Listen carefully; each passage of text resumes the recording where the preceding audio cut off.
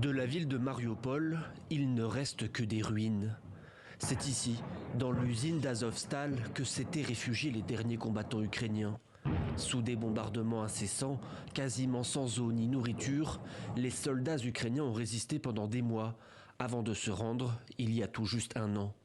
Alexander en faisait partie, il est désormais prisonnier dans un endroit tenu secret en Russie. Sa compagne Tamara a fait imprimer son visage sur son oreiller pour ne jamais oublier. Annoncée plusieurs fois mort pendant sa captivité, elle a finalement reçu la preuve qu'Alexander était toujours vivant, mais pour combien de temps ?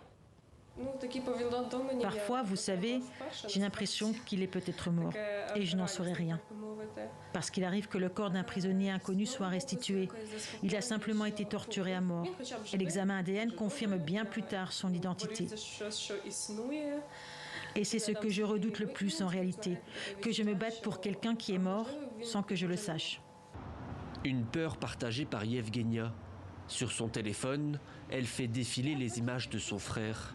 Lui aussi a été fait prisonnier après la fin du siège de l'usine d'Azovstal. Maintenant, je me rends compte qu'il m'est très difficile de regarder ces photos. Je ne les ouvre presque plus, parce que j'ai un peu honte de ne pas en faire assez ou de ne pas avoir fait ce qu'il fallait.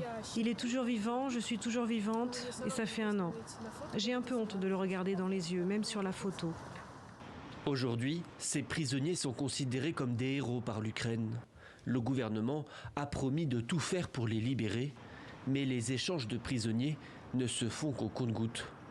En attendant, les familles ne peuvent qu'espérer, sans jamais avoir la certitude de pouvoir un jour revoir leurs proches.